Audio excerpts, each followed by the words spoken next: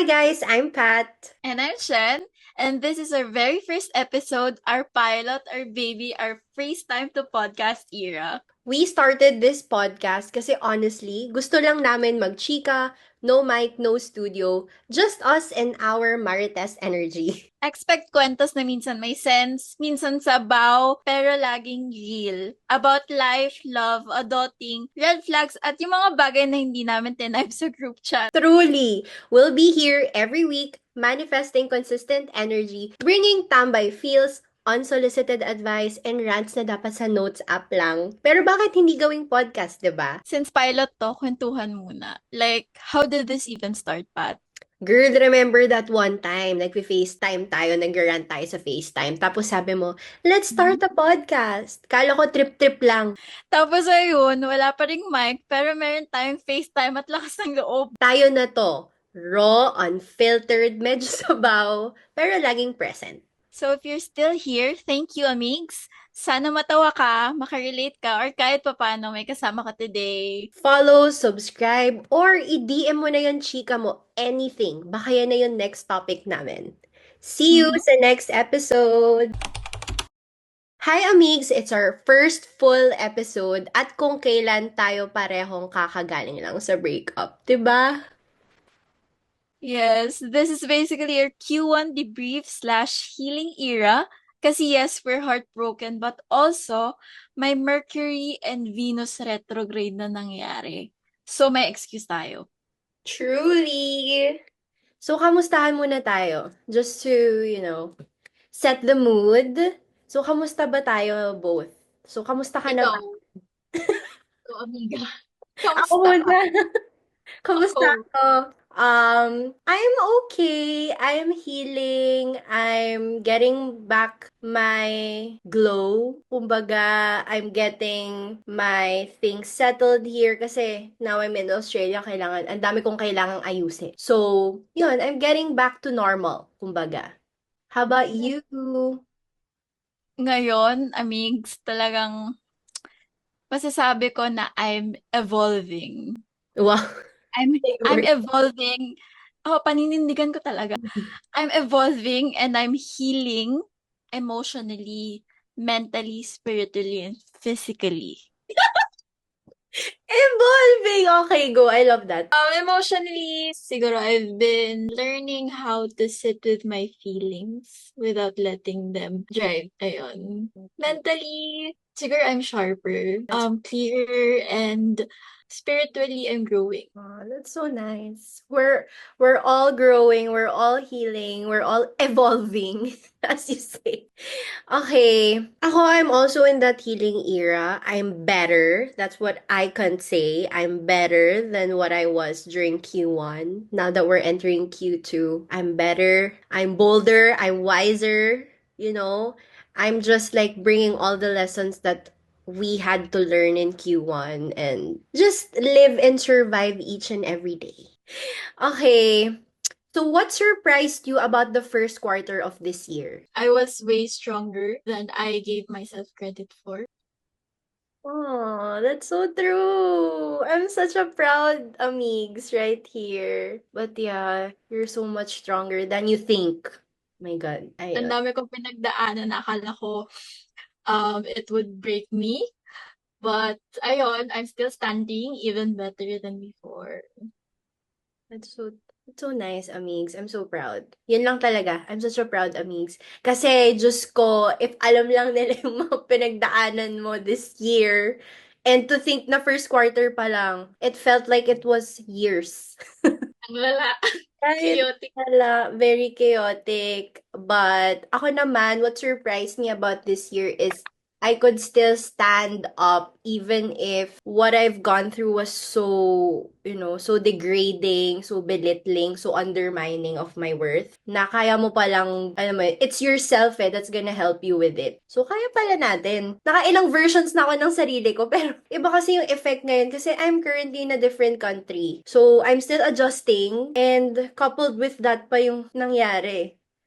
Hindi ko in-expect na kami ay magbe-break. But, what also surprised me, that's the negative part, but also surprised me, the good part of that is, I'm stronger pala. Like, I can still take myself out of that situation and be back stronger. Yun, that's Totoo. what surprised me. We were way stronger than we gave ourselves credit for, That's so true. diba? Yes. The first quarter was so difficult for the both of us, but we're here, we're surviving each day, and we are transformed versions of ourselves. Yes. Mamaya na natin pag-checkan yung nangyari. Okay. Sige. What is your biggest L and biggest win so far? Siguro I dimmed parts of myself just to keep someone else comfortable. Parang I lost my sense of self trying to love someone who couldn't meet me halfway. Pero yung version na yun of me, she taught me boundaries. Sobrang important ng boundaries. As in, Ikaw, biggest L mo so far? biggest L ko talaga, and we've always talked about it kahit sa mga FaceTime rants natin, 'di ba? Biggest L ko is I've trusted this person so much. Like, I put so much trust to the point that it broke me and made me forget who I am and Mm. made me forget, like, why I'm here in the first place. So, that's my biggest L. Pero, ang sakit naman, wait lang, biggest win. Para masaya naman tayo. Biggest win natin so far. What is it? What's your biggest win? Rebuilding my confidence.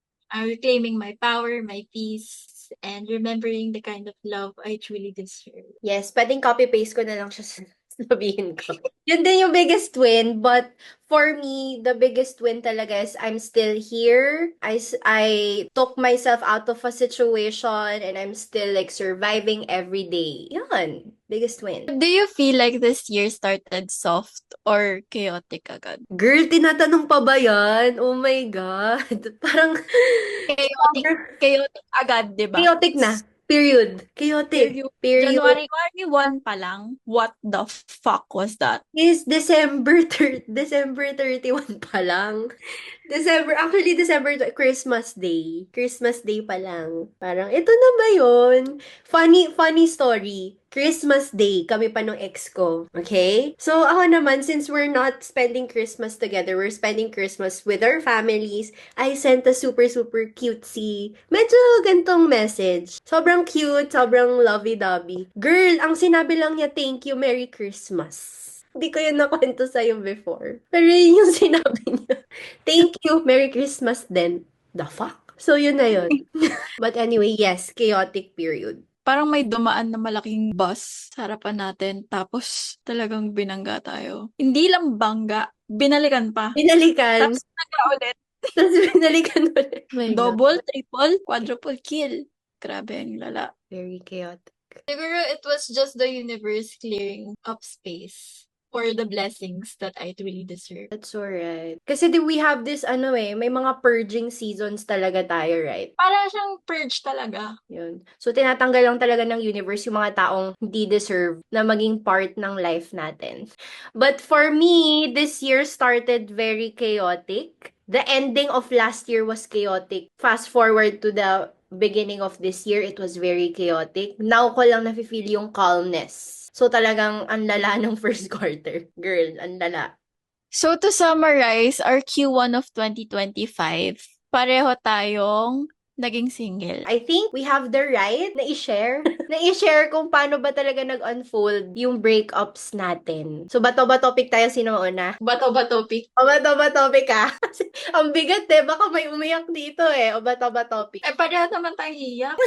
Okay. Kasi syempre, kailangan din nila maintindihan saan ba tayo nanggagaling? Saan ba yung hugot natin? Right? Where are we coming from? So, we have to explain. How did our breakup unfold? What happened? What do you want to share? Filtered or unfiltered?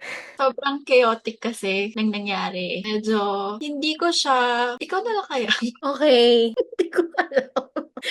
Paano ko sisimulan yung Oo, storya? wala yung story, no? Kasi minsan kasi talaga kapag tatanungin tayo like, oh, ba't ba kayo nag-break? Kasi I got this feeling, gusto ko lang i-chika. I got this feeling kasi nga I was hanging out with friends. I was hanging out with friends, parang nagtaka lang sila because the last time I hung out with them, aming, someone picked me up. You know that person. So someone picked me up there. So they asked me like, uy, kamusta na kayo nun? Tapos sabi ko, wala na, break na kami. Tapos parang isa-isa na, ang dami nila dun sa bahay. Ang dami kong friends ditong Pinoy. So parang, oh, ano nangyari? Ganyan-ganyan. Sabi ko parang, wait, i-unpack na ba natin ang mga emotional baggage ko ngayon? Hindi ako ready, hindi ako prepared. Pero that just made me realize na ang hirap pala talaga i-share kung paano talaga kayo nag-break. Lalo na if that person really meant something to you and was like a huge part of your life. Kasi sa akin, girl, it's a huge part. He was a huge part of it because we've been not just ex-boyfriend and girlfriend, but we were ex-best friends. Kasi we were friends for 10 years. Alam mo yan. 10 So, years,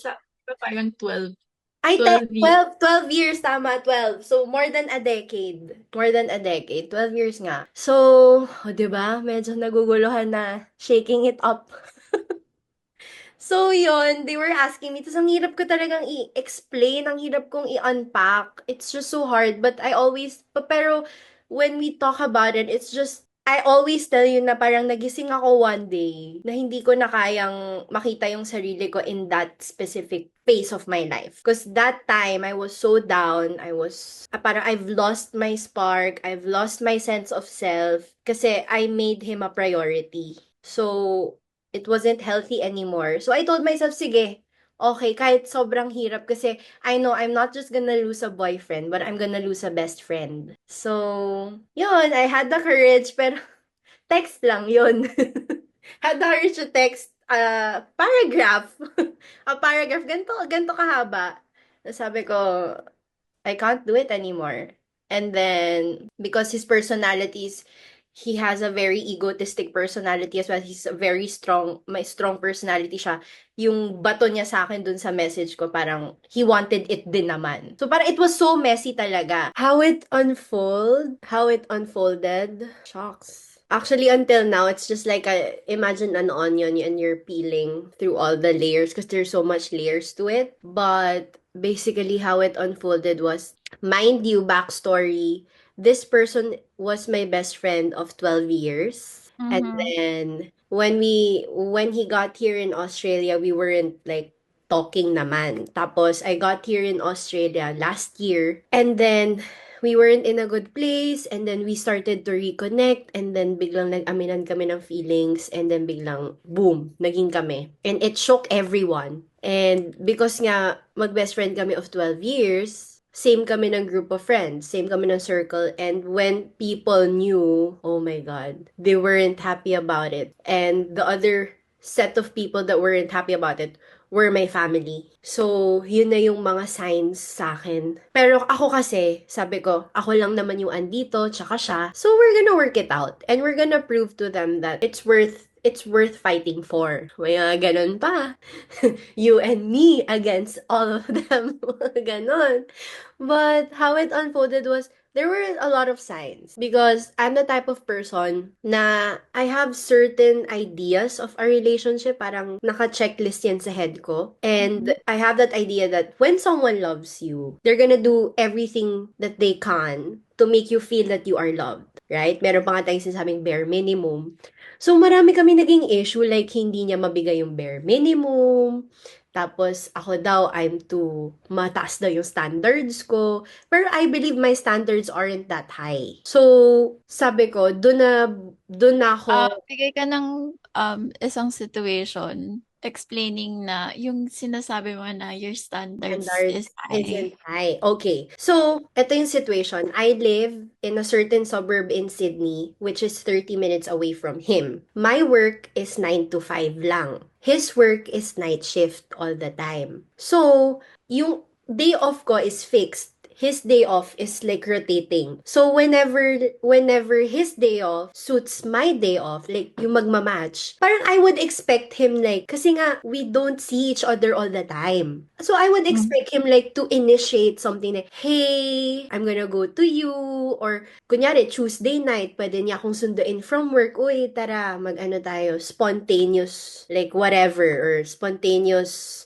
dinner or spontaneous like this. Nangyari yun the first 2 weeks and then biglang nag-fade. So ako, parang dahil sinimulan niya yun nung 2 weeks na yun, ako, hinahanap ko yun. Tapos biglang, yun nga, yung situation is, yun lang, yung spend quality time kasi yun yung love language ko. Spend quality time with me. And go to me, sunduin mo ko. Yan yung mga love language na gusto ko. Di ba yun yung, alam mo yun, amig? Sunduin mo ko, puntahan mo ko, buy me something na it doesn't need to be expensive just for me to know, just for me to feel na you love me and you care for me. Yung mga little things. Kasi ako ganun ako sa kanya. Doon na nag-start na parang I'm too demanding daw. Na masyado daw, parang hindi daw doable yun. In my head, doable yun kasi number one, may car siya. Ako wala pa akong car dito. Number two, 30 minutes away lang naman ako. Tsaka alam naman niya lahat yung address ko, yung work ko, yung route ko. So, yun yung sinasabi kong bare minimum. Like, if he wanted to, he would. Pero hindi niya ginagawa. First 2 weeks lang and then nag-fade. Hmm. So, yun yung mga signs. Tapos yun nga, one day, napagod na lang ako, amigs eh. Napagod na lang ako na mag-beg. Kasi, I don't beg. Kilala mo ko, I don't beg. And, sabi ko, parang hindi ko na to deserve. Parang hindi naman ako to. So, it's weird. So, what I did was, tinext ko, pag-break ako. And even with that breakup, hindi niya man lang ako hinabol. Parang wala lang. Parang, okay lang. Kung gaano kayo kabilis nag-start, ganun din Kabilis na wala. nawala. Yun yung masaklap. Ayoko umiyak. Aww. I don't wanna cry. Ayoko umiyak talaga. Sinasabi ko sa sarili ko. Amigs, iiyak mo lang yan.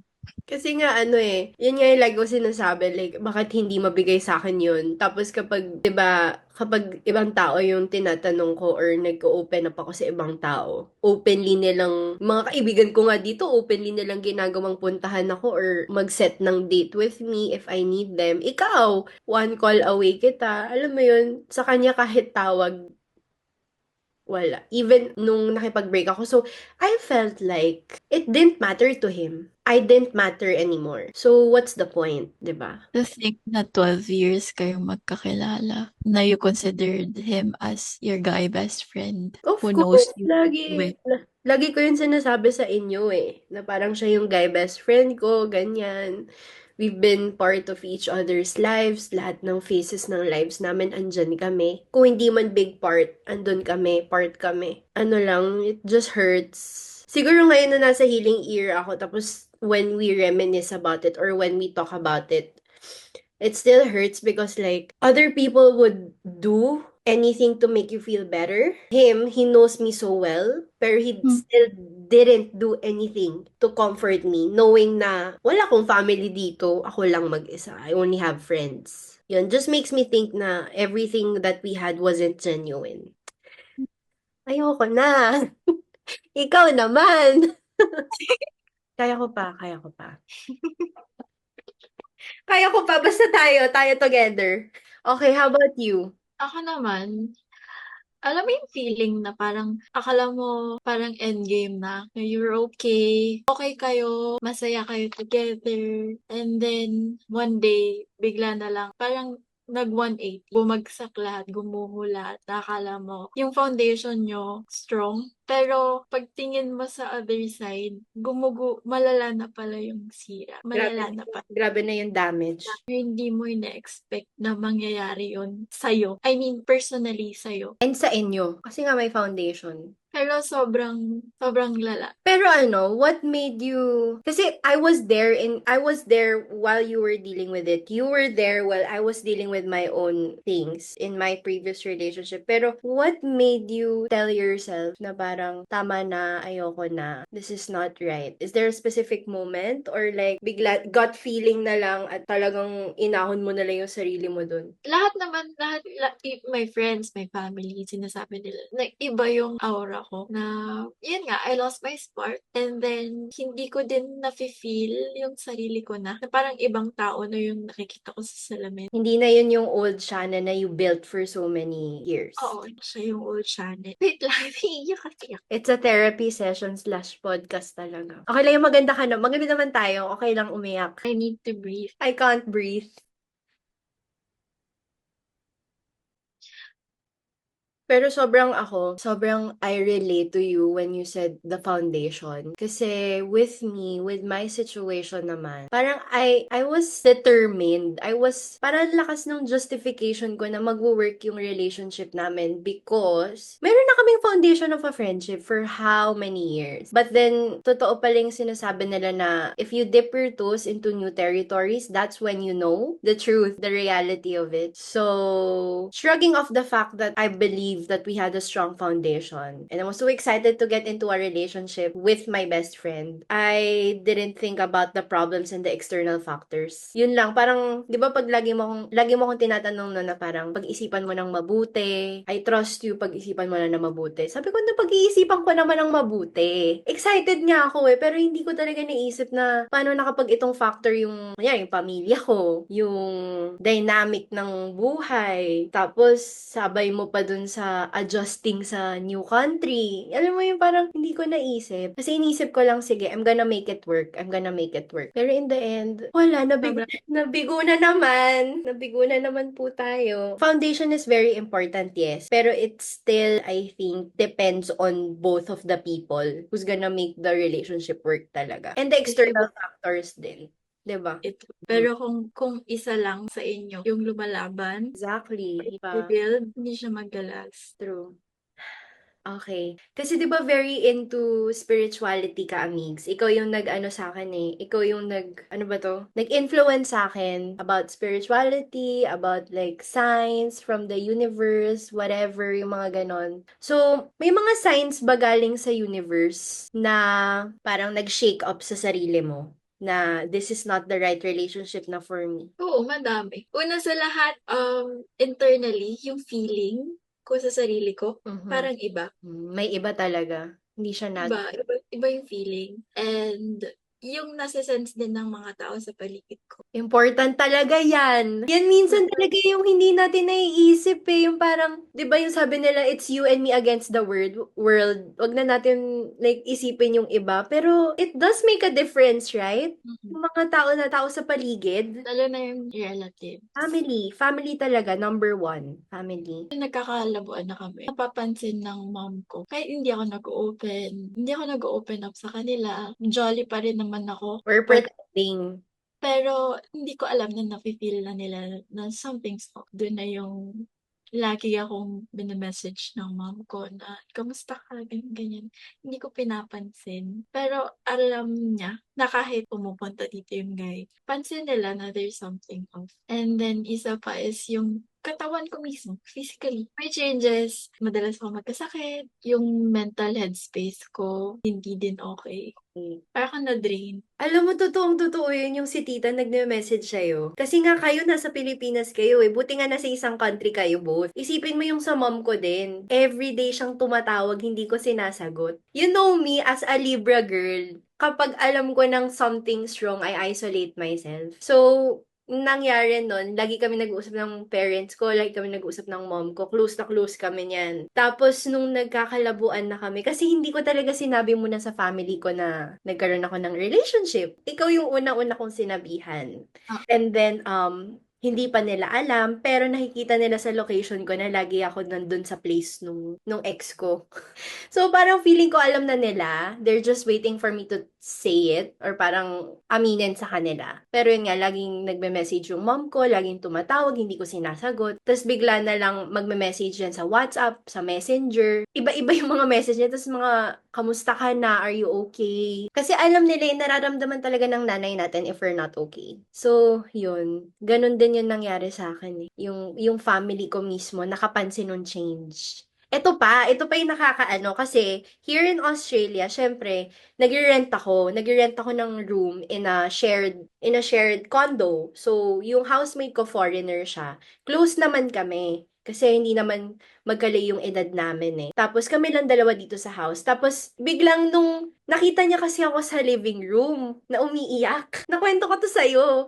Umiiyak ako. Kasi ngayon yung time na, alam mo na, depressed ako dito. Dahil dun sa relationship. Tapos sabi niya, babe, what's wrong? What's wrong? Why are you crying? Ganyan. So, usap kami. Nag-open up ako sa kanya ng konti. Tapos sabi niya, honestly, sabi niya, you know what? This is not the Pat that was here 6 months ago. You're so different. This guy changed you in a couple of months. Tapos, ibig sabihin, amigs, ayun na oh, nakikita na ng ibang tao. Kasi minsan di na ako naniniwala sa inyo kasi ang layo nyo nga sa akin, 'di ba? Pero kasi ang lapit niya dito, tas housemate ko pa siya, external person pa siya. For her to notice that, parang doon ako pumitik na shit. Oh my God, nagbabago talaga ako. Nawala yung spark ko talaga, nawala yung sarili ko. So, yun. Yun yung mga signs na binigay ng universe. Ibang tao, sila yung medium para ma-realize natin. But yeah, ang bigat naman. Ayoko na mag-podcast. Next question, please. Sige, ibahin natin yung question for you. Ano yung mga red flags na binaliwala mo for your ex that eventually led you to breaking up with him? Lahat. Actually, guys, yung buong pagkatao ng ex niya talaga, binaliwala niya. Ako na nagsasabi sa kanya every day. Every day. Ilang months yun. Yung biggest na lang, madami kasi talaga. Sabihin Madami. natin, okay, ako na, spokesperson ni Shen. Ano, pathological cheater, manipulator. Kasi magaling siya magsalita. Sabihin na natin. Aminin na natin. They're good with their words. He's good with his words. And yung actions niya. It doesn't match. Ano kasi, parang hot and cold. Ano talaga siya? Romantic. It feels good talaga when you're with him. Pero ganun din kasakit yung katumbas. Kung gaano kasaya ako when I'm with him, ganun din yung hurt na nararamdaman ko. Ayoko kasing magsabi ng negative about him. Yan ang one of the traits of Amigs. She doesn't really say bad things about her ex. Kaya nahahawa na rin. Lack of accountability din siguro. I kept on forgiving things I hadn't even healed from yet. Parang, alam mo yun, Patong-patong na. patong-patong na pinipilit ko na maayos pa to. Siguro, sa akin, ako yung mali at the back of my mind. Parang may yung idea of him, that's what keeps me holding on to the relationship. So, yun. Kahit na paulit-ulit yung mga nangyayari. Palala ng palala na from the start, hindi ko akalain na mangyayari sa akin yun. Hindi ko akalain na kaya ayoko ikwento lahat. Kwento mo lang yung kaya mo ikwento. Hindi ko akalain na ma-experience ko yun. Na, shit. Up until now, meron kang hindi alam sa mga nangyari. Family ko, parents ko, hindi nila alam yung totoong nangyari. Pag nagtatanong sila, sabihin ko lang, wala, hindi nag-work eh. Bumalik na siya sa US. Yun lang. Kasi ayokong, hindi sa pinagtatapan ko siya sa inyo. Masakit kasi sa akin na marinig nyo yung lahat. Kasi ayokong ma-feel nyo or masaktan din kayo sa nangyari. Oh my God. Ayokong makita nyo ko. Ito yung pinagdaanan niya dito. Kaya, hindi ko talaga, meron pang mga bagay na hindi mo alam bilang best friend ko. Hindi dahil sa pinagtatakpan ko siya, kundi ayokong masaktan ka din. Tangina niya talaga. Hindi ko naman sinabi na hindi niya ako minahal, pero hindi kasi siya fully healed from his past. Kaya guys, don't date if you're not fully healed. Or don't get into a commitment. Kasi yung mga tulad naming genuine yung binibigay naming love sa person, kami pa rin yung nasasaktan. We go through this phase, sinasabing healing. Sa social media, okay, nakikita na okay, glowing, ganyan. Hindi nyo alam kung ano yung pinagdaanan namin emotionally. You were never in our shoes. So, Hanggang sa last encounter ko sa kanya, akala ko genuine, pero hindi. Hindi talaga. would you wish na dapat hindi na lang kayo nagkaroon ng ganong encounter? No. Doon ako nagkaroon ng realizations talaga. Ay, yung last kita namin, night before his flight. Oh my God. He called me. Sabi niya, last night ko na dito. Meron pa siyang sinasabi. Hinanap ka nila daddy. Kasi parang may handaan niya doon. Doon sa place niya. Parang despedida. Nahanap ka nila daddy. Pwede ka bang pumunta? Tsaka last night ko na. Punta ka. Alam mo yun? Mm-mm. Pero hindi eh. Ang ending, alam mo na. After nun, bago siya sumakay ng plane, nag-text siya sa'kin. Parang isang paragraph yun na nagse-thank you siya na ang dami niya daw natutunan sa'kin. Ang term niya is, "Ang dami kong natutunan dahil sa'yo, hindi ko 'to magagawa kung wala ka sa buhay ko." Gano'n. And hindi kita makakalimutan. Para lang siyang nagpalit ng damit na, "Okey, thank you, next." Gosh. But does it feel good that you guys aren't in the same country? Yeah. It helped you heal. It helped me heal. Honestly, ang hindi ko talaga matanggap siguro, hindi okay sa'kin is yung 'di ba pumasok siya sa bagong relationship agad. Yeah. And yung girl, malapit lang sa bahay ko. Yung anxiety, bigla makakasalubong ko na lang out of nowhere yun. Mhm. Kasi siya yung reminder ng parang siya yung nagre-remind sa'kin ng past. Siguro kung ano, kung sa ibang Mm. city, ibang province yung girl, Okay lang eh. okey sa'kin. Pero hindi, ang liit ng mundo. Malapit pa sa'yo. Ayun. Okay. Anong red flag na binalewala mo kasi love is love ka pa rin? The red flag, amigs. Next question. Lantaran na eh. Oh my God. Daming red flag sa akin. Iisa-isahin ko. May receipts pa ako.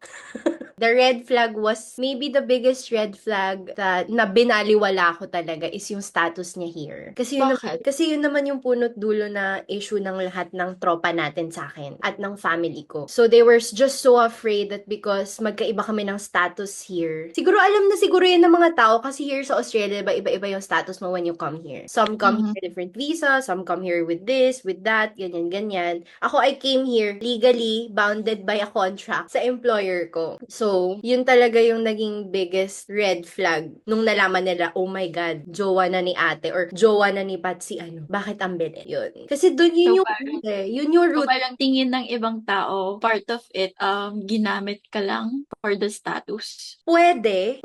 Marami kasing angle. And currently, parang dinadissect ko siya like an onion. Marami siyang layers. Kasi pwedeng yun, may halong like, because of, kasi sabi ng parents ko, bakit mabilis? Sabi din ng iba, bakit mabilis? Sabi ko sa sarili ko, I'm justifying it kasi feelings namin to, ganyan-ganyan. It's the only two of us here. And And considering ilang years na naman kayo magkakilala, so baka yun nga. Exactly. Exactly what you're saying. 'Di ba kasi kung genuine daw talaga yung feelings ng person, dapat before pa, nagkaaminan. Bakit ngayon, it's certain, I got here August of last year. We weren't in good terms actually as friends. And then, nag-reconnect lang kami ulit. October, November. Then November naging kami. Ganon kabilis, amigs. So, may halong like, was it really genuine? Or there's something else? So, yun. punta tayo sa Venus and Mercury retrograde explained. Okay. Sa mga hindi nakakaalam kung ano yung Mercury and Venus retrograde, Yes, inform them, educate them. Disclaimer lang, ano si Shen talaga yung nag-explain sa akin na, amigs, ito yung Venus retrograde. Huwag ka magpagupit kasi naka-Venus retrograde tayo. Or kasi yan nararamdaman mo kasi Mercury retrograde. So siya talaga actually siya yung nag-educate sa akin. And yung mga times na nag-heal kami, nagta-tarot card reading din siya for me. Like, nasa FaceTime kami. Amigs, as in, hindi naman ako umiyak, pero amigs, ito kasi nararamdaman ko, hindi ko alam, hindi ko siya matanggal sa isip ko. Bakit ganito yung nararamdaman ko? Sabi niya, do you want me to pull a card for you? Ganon, ang lala ng friendship namin. Tapos to the point na naging dependent na kami sa tarot reading niya. Nakada call namin, may tarot card reading session. Tapos, kung ano talaga yung naririnig ko sa TikTok na parang, take what resonates. iba doesn't. Tapos bigla, di ba, mag-read na siya. Ito yung card, ganyan, ganyan. Sasabihin ko, parang hindi naman yun yung nangyari. Sabi, leave nga, leave what doesn't. Paano lang yung nagre-resonate sa'yo? So, nagpapakatigulo kami dalawa, legit. Pero actually, to be honest, yung tarot card readings na yun, it helps. Ina-align niya yung Totoo. energy. 'Di ba? Parang, saan na ba ito papunta? Ba't ganito yung energy ko? Ano ba? May pag-asa pa ba itong mabalik? Ano ba? Magbe-break ba siya ng no contact? Ganon. Ang lala talaga. Yun. So, go. Explain mo yung Venus tsaka Mercury So, retro. ano ba yung Mercury and Venus retrograde? The planet Mercury rules communication, technology, travel, thinking, and mental clarity. So, kapag nag-retrograde siya, yung ikot ng planet, sabihin na natin yung ikot ng planet is clockwise. Pag nag-retrograde siya, counterclockwise. So, expect mo may delays, misunderstandings, or parang mini disasters. Kunwari, merong accidents, or may mga bagay ka mawawala, may technology issues, Na cancel. nare-relate ng mga tao yung retrograde into something negative na, oh shit, Oo, retrograde. Yung ganon. retrograde. So, in short, Parang in good circumstance life. siguro, circumstansya ng life natin. Really think about your decision. Oo. And ang Venus retrograde naman, Venus governs love, relationships, and beauty, and even money. So kapag kagaya ng sa Mercury, pag nag-retrograde siya, expect things na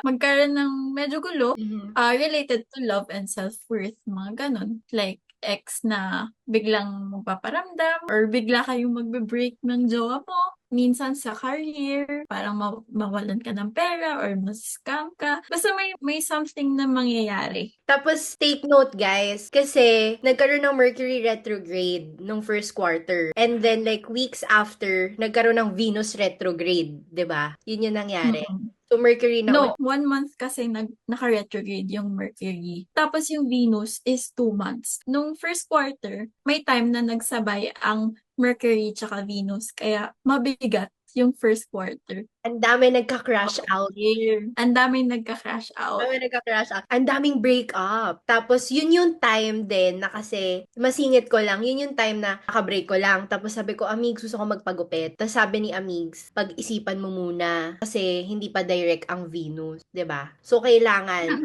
Nakadepende. kailangan depende pa rin siya doon. Kasi, ang bottom line doon, ayaw mong pagsisihan yung gagawin mong decision. Kasi nga, gulo-gulo ka na nun eh. Nagka-crash out ka na. So, if you make impulsive decisions at that specific circumstance or phase, mas lalo kang magre-regret. Alam mo yun? So, mas okay na maging safe. Parang hindi naman kasi kami like super astrological girly. As in ganon. Like, we're just really Ang pro-project. pag-download ng dating app ay nakadepende sa planets. Ako yung haircut ko nakadepende sa sa retrograde kung kailan nag-direct yung Venus. Important din kasi talaga na we take note of it, na okay, nagre-retrograde ngayon. Kasi sometimes it justifies yung mga nangyayari or yung mga decisions natin. Totoo. Natandaan mo nung Venus and Mercury retrograde, nakipag-date ka. And then sinabi mo sa akin yon, I met this guy. Okay, And eto na nga. So, nag-break kami Feb. 1 week after the breakup, no contact. Then, nag-break ako ng no contact, which is mali ko. And then, right after that breaking of no contact, na-realize ko na, I have to move on from this guy. So, nag-bumble ako. Swipe. Since nasa Australia ako, daming foreigner, may nakamatch ako. Tapos itong guy na to, taga Wollongong pa siya. Tapos, parang nasa work kasi ako nun. And then, he messaged me na parang, hey, are you free at 8 p.m.? Can we have dinner? Ako naman si Oo. Umuo agad ako. Tapos, sinabi ko kay Amix na, Amix, makikipag-date ako. Tapos sabi niya, uy, mag-ingat ka kasi oo. retrograde. Yun nga, one date. And then, hindi na natuloy yung pangalawa. Tapos, nakipag-date na naman ako ulit. Yung una, foreigner. Eh, hindi na natuloy yun. So, sabi ko, I have to date again. Hindi ako nakikinig kay Amigs na hindi, kailangan ko to. May kailangan akong i-prove. May kailangan ako i-prove. So, ayun nga, nakipag-date ako. Filipino naman to. Tapos nung una, sabi ko, oh my God, sobrang sweet. Pogi naman. Okay naman. Very green flag siya nung una. Hindi niya ako pinagbabayad ng dinner. Pinagsha-shopping pa ako. So, parang, oh my God, this is amazing. Sabi ko, oh my God, grabe. And then, one day, bigla akong naka-receive ng message request sa Instagram na, hi, I'm blank. I'm the fiance of the guy that I was dating. So, guys, alala. Ang lala talaga. But, yeah, yun. So, fast forward, yun yung nangyari. I had to like tell the girl everything. Kasi I'm a girl's girl. Kampi ako sa babae. Like, I don't care about the guy. Immediately blocked the guy. Then told the girl everything. Screenshots, lahat. Kasi I will never want to be in a position where I'm gonna wreck a relationship. And mind you, I didn't know. This guy was such a manipulative, gaslighting asshole. So, he did everything just to get what he wanted. So, ayun, nangyari. So, lesson learned, huwag kayo magde-date ng retrograde. Kasi yun yung mangyayari. Natatawa na lang sa akin si Amigs. Then, after, sabi ko, lay low muna ako sa dating. Okay na ako, healed na ako. Medyo okay naman ako. Hindi ko na masyado naiisip yung ex ko. Okay na to. So, yun. Wag talaga. Wag na wag. So how did they affect us personally? Oy! Do you think the retrogrades had anything to do with it or perfect timing lang yung ending? I think the retrograde was a way for me to see that there's something wrong. But, kasi nga, as you always say, the retrograde will shake things up. It will make you see what really is the reality of your situation. Kasi, for a long period of time, we only see it superficially. Na parang, okay to, happy ako, I'm good. Pero, here comes retrograde, boom! Ano nangyayari? Ba't ang daming miscommunication? Bakit ang dami ko nalalaman? Right? Ang daming na-unfold. So, it was just a way for us to see, or for me to see what was really real. And for me to tell myself, ano nang gagawin ko? Now that I know this is the reality of it. Now that I know this is not genuine, or he wasn't genuine with me. That meron lang siyang motive. Yan. Talagang affected. Whole being affected. As in, ang daming areas, ang daming aspects na I was so frustrated.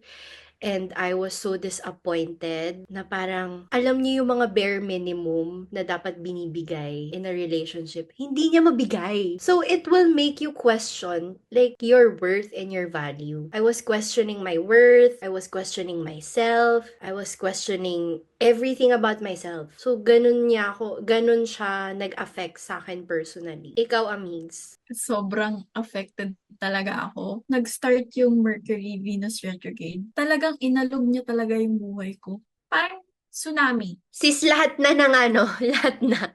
Tsunami, ano ba, typhoon. It shook. Lindol lahat, Yaneg. Parang ginawa na ng universe lahat para sabihin na bumitaw ka. Ang tigas ng ulo ko. My Let me God. just add to that kasi may naalala ko. May naalala lang ako like out of the blue. When I got into that relationship that we're talking about, yung mga close friends ko dito sa Australia, ang una nilang sinabi sa akin, that's not gonna work. Mag-ingat ka. Doon ako nagulat kasi these friends, I haven't had them for like a year. I've just met them like for a couple of months. Pero they're the type of friends kasi na very genuine. Alam mo yun, yung no filter. Kasi nagkita kami in our circumstances dito sa Australia. So talagang mga totoong tao sila. Yun talaga yung sinabi nila sa akin na mag-iingat ka, hindi yan mag-work. Tapos hindi ako nakinig. Sinabi rin ni Shen sa akin, Amigs, mag-ingat ka. Sinabi ng lahat ng barkada namin, mag-ingat ako. Pag-isipan ko, sinabi ng magulang ko. Magulang ko, oh my God, naalala mo ba yun, Amix, na yung mom ko, pinagme-message kayo lahat? Message si Tito. Yes. So, hindi ako nakinig. Kasi matigas nga rin yung ulo ko eh. As a Libra girl, hindi, kaya ko to. Mag-work to. I'm gonna prove them wrong. But they were right. So, ayun. Alala ko lang. Meron ka bang realization around that time? Kasi healing pa ako. Pero yung biggest realization ko lang with everything that transpired is that the idea of love that we have, sometimes kasi yun na lang yung nagpapa-stay sa atin sa ganong situation. So, we always have to center ourselves to realize what's real and what's not. What's a Totoo. idea and what's happening. Alam mo yun, Mm. parang hindi, magbabago siya kasi ganito eh, ganito yung idea, ganito, ganito, ganito. Pero ito yung nangyayari. So we always have to be mindful of what is reality and what is our idea of a relationship. Yun yung biggest realization ko. And as well as, yun, yung kaya ko pa pala talaga after a heartbreak. Kasi masakit eh. Dalawang tao yung natanggal sa buhay ko eh. And take note, hindi lang siya yung natanggal. Pati yung family niya na naging kaklose ko na. Yung mga family friends na naging kaklose ko dito. Which is, I'm happy lang din na medyo we're still, talking. But there's a boundary na eh. Because I'm not the girlfriend of their kuya na. So, yun. Pati yung tita-tito niya na favorite ko, hindi ko na makausap, di na ako makapunta. Alam mo yun? Eh, yun yung kailangan ko dito eh. Yung may magsasabi sa akin. So, yung ang daming nawala. Ayoko na naman umiyak. Ang daming nawala when I lost him. So, him as my best friend, him as my boyfriend, his family, yung comfort na naramdaman ko with them and how they took me in like family na daw nila ako. Tapos biglang this happened. So, yeah. Those are the realizations. Nagme-mirror yung lesson sa ating dalawa, no, amigs. It always mirroring. I always tell you that, diba? Ako, biggest realization ko, hindi ako mahirap mahalin. That's so true. Mirror again. Hindi tayo mahirap mahalin. Hindi Mali ako lang mahirap. yung taong minamahal natin. Naghahanap lang tayo sa maling tao. Maling tao, maling environment. Kasi bakit tayo minamahal ng pamilya ng iba, pero sila, hindi nila magawa, diba? Tumingin ka sa paligid mo, ma-realize mo, sobrang blessed ko pala talaga kasi ang daming nagmamahal sa akin. That's so true. Ay, kailan ka naging aware sa sarili mo na I'm starting to heal na talaga? I started to realize that when I wasn't checking his social media. Kasi even if we've broken up, tinanggal niya ako as his follower, okay? Binlock ko siya sa Messenger, okay? Pero yung isa kong account, naka-follow pa sa Instagram niya. And when I was fresh from the breakup, I would always have to check his stories. Because andun pa rin yung care ko. How is he? What is he doing? Is he overworked again? Has he eaten? Because he hasn't, parang, I know that he doesn't eat during work. Yung mga ganon, gusto ko lang malaman. And then, after a couple of weeks, hindi ko na hinahanap. Wala na akong urge na tignan and as well as kapag ini-imagine ko siyang nasa baba, 'di ba may balcony ako, pag ini-imagine ko siyang andun, tapos wala siya. Yung reality, yung idea ko andun siya, pero yung reality wala. Yun na yung tumutulong sa akin na magsabi sa sarili ko na, I'm moving on. Hindi na ito yung dating path na naghahabol sa kanya. Parang kaya ko na on my own. Tama. Ako siguro, yung nag-enjoy na ako ulit gawin yung mga bagay na nagpapasaya sa akin. Mas gusto ko na yung company ng friends and family ko. Naalala ko yung gano'n ko. Nagdi-dinner kami. Biglang sabi ng lolo ko, alam mo ba, tong lola mo, gabi-gabi, nagsasalita siya ng para tayong nawalan ng apo nung during those times. And ngayon, unti-unti nang bumabalik yung apo natin. Yun yung na-realize ko na, sino pansin din nila ngayon? Kaya sinasabi ko earlier, imagine hindi ko sinasabi sa kanila yung mga nangyari. Sobrang affected na sila. What more if they knew all about it? Kaya ayun. Actually, laging gano'n naman ng mga babae, yung mga high-value women, napapansin mo, amigs. Parang whenever high-value women get out of a relationship, you would see, nag-glow talaga sila. Na parang they use the pain that they had to better themselves and to better their life. Ganun talaga eh. And I think andun tayo talaga sa turning point ng lives natin because we're already 20 plus, we're in that age where we're self-aware of our emotion, of ano ba yung madadala ng mga sitwasyon na ganito in our lives to make our lives the lives that we were dreaming about ever since we were young, 'di ba? Our idea of a life. So ganun talaga eh. Like we go through shit, but then we rise up like a phoenix, 'di ba? Tips na sana ginawa natin. Tip number 1. So, pag nakipag-break na kayo, guys, at wala na kayong contact, don't break no contact. Kasi yung katarantaduhan na ginawa ko, I broke no contact. Tapos dun sa no contact na yon, I begged pa. Diba? Ang lala. Kasi nga retrograde eh. Ginastify. Ginamit yung retro. As in talagang literal crash out ako. Kasi nagbebeg ako. Sabi ko, okay na. Sige, lahat na gagawin ko. Blah, blah, blah, blah, blah, blah. And then, after that call, parang sabi ko sa sarili ko, oh my God, Patricia, this is not you.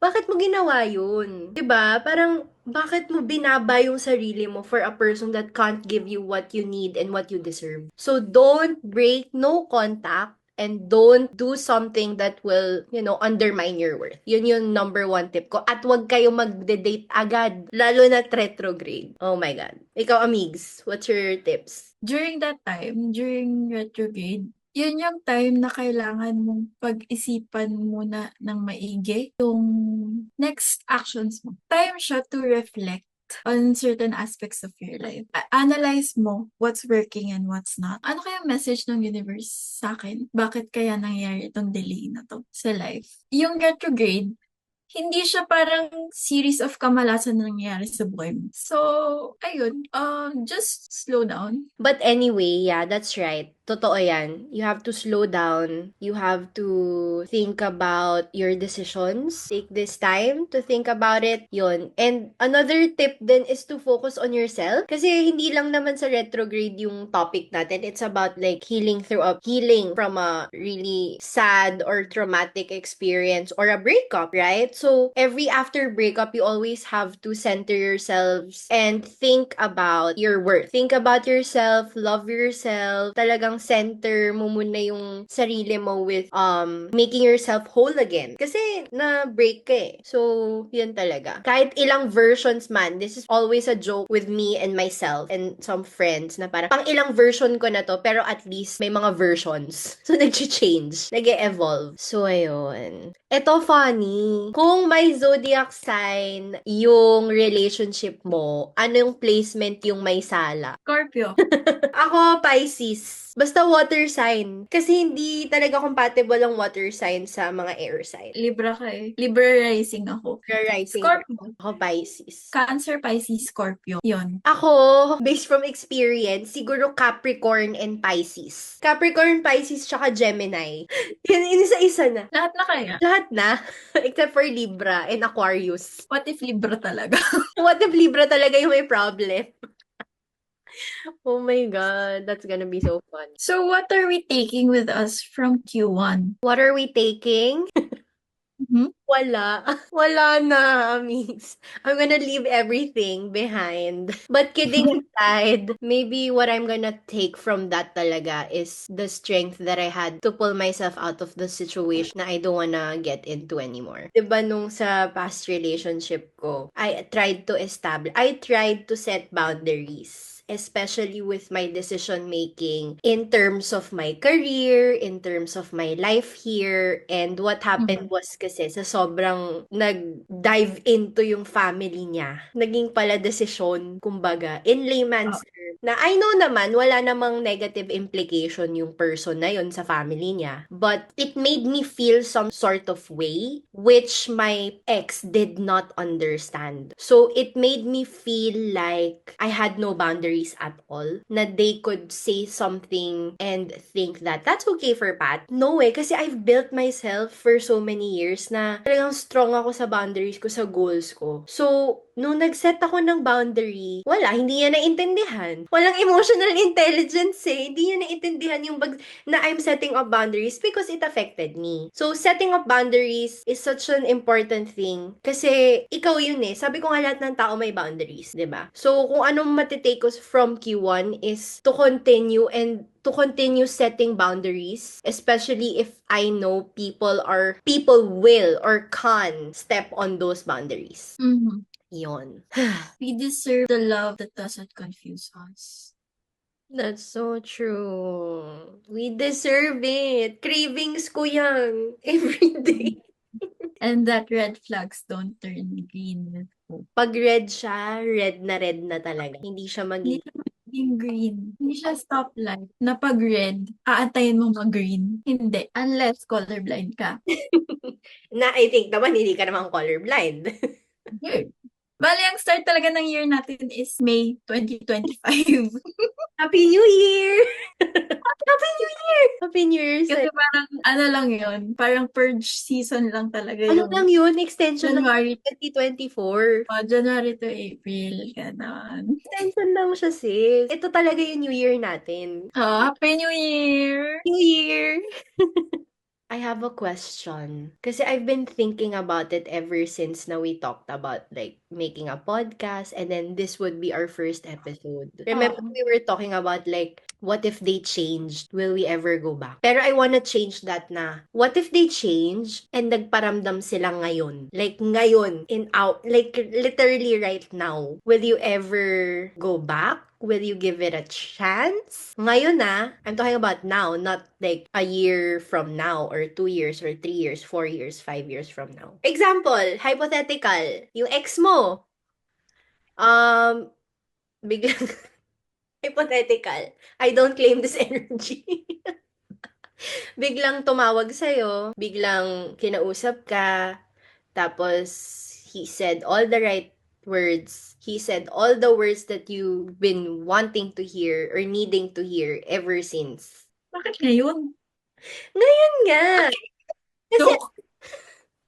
ngayon na healing pa tayong dalawa. Kasi ewan ko ha. Kasi yung pagte-text sa akin, walang bearing. Because he never really tried to talk to me in person. Alam mo yun? And ang gusto ko lang naman mangyari was for him to come and talk to me in person. Kung ngayon gagawin niya, okay, sige. And then I'll let him see whatever he needs to say. And that's it. Kasi I'm in the point of my life where I'm done. Parang it's not salvageable anymore. Parang for me, thank you. Nabigay mo sa akin yung gusto ko na pumunta ka. Pero yung hanggang dun lang. I'm not gonna go back. Kung pupunta siya dyan sa'yo, tapos gusto niyang makipag-usap sa'yo, sabihin niya na na-realize niya yung mga mali niya and gusto niya magsimula ulit kayo.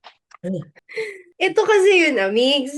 I don't think he will do that because I know him so well, you know? And he knows na yun yung gusto kong mangyari. Gusto ko pumunta siya dito, kausapin niya ako, bigay niya yung mga gamit ko. Yun yung gusto kong gawin niya. Pero he hasn't done it. It's been months. So, yun na lang talaga yung last kong ano eh. Actually, yun na lang talaga yung last na pinagpe-pray ko. Na parang, bakit hindi nagbe-break tong guy na to? Hindi niya mabigay sa akin kung ano yung need ko. Kasi nga alam niya yun yung gusto, yun yung kailangan ko. And gusto nga niya akong ma-down ng ma-down ng ma-down. Hindi na talaga siya healthy. Yan nga, would you go back if they fix themselves? No, because I know he's not gonna fix himself. And even if he's a fixed version of himself, the situation won't change. His family won't change. My family won't change. His status won't change. My status will change for the better.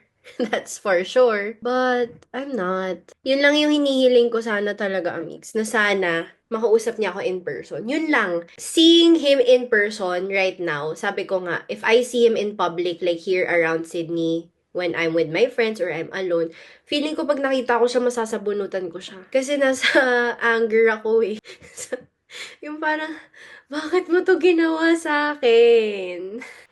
Sobra. Tapos maririnig ko na naman sa kanya na, it's your fault, it's your ego, taas-taas ng tingin mo sa sarili mo. I'm gonna hear that again? Nah, no thanks. I'd rather just be alone or... Pero sa tingin mo ba, pupunta siya, if ever? Like ikaw? Uy, nag-overthink.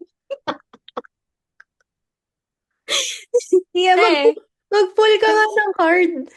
wait, so mag-pull ako ng card.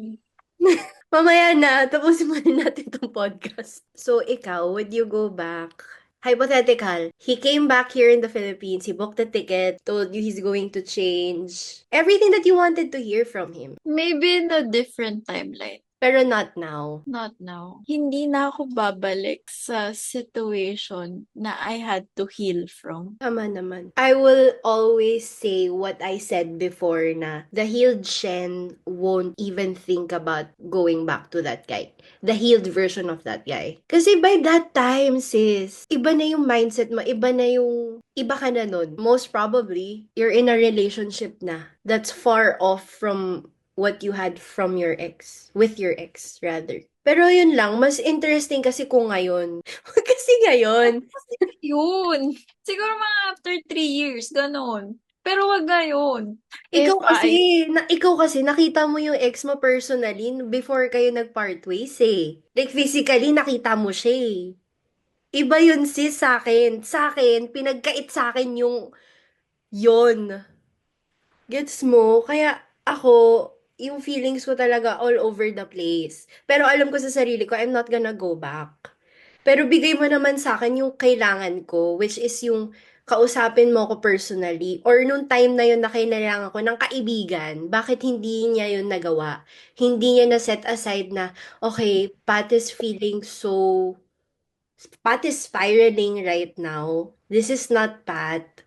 So I'm gonna go to her. I'm gonna be her friend. I'm not gonna be her boyfriend. I'm gonna be her friend. Hindi niya yun ginawa, sis. Which is, kaya I'm there. Kaya nandun ako sa part na yun na parang naiinis ako. Ano eh, parang bata, hindi ka binigyan ng lollipop. Hanggang ngayon, nagtatantrums ka pa rin from time to time. Ganun yung nararamdaman ko. Alam mo yun na why? What's the reason behind it? Bakit hindi niya yun magawa? And he lives 30 minutes away from me. 'Di ba? So, nandun ako sa gray area. Nasa gray area ako. Pero alam ko talaga sa sarili ko, I'm not gonna go back. I will never go back to that situation again. Ay, sobrang bigat talaga guys ng episode. 1 minute. I-wrap up na natin. Ang dami nating na-tackle for this episode as well. So to wrap it up, kung kaka-break ka rin, amigas, this episode is your sign na hindi ka nag-iisa. And if your ex texts you during Mercury retrograde, remember it's a test. Don't fail again. Yes! Follow, subscribe, or DM mo na yan, chika mo. Baka yan na ang next topic namin. See you sa next episode! Bye!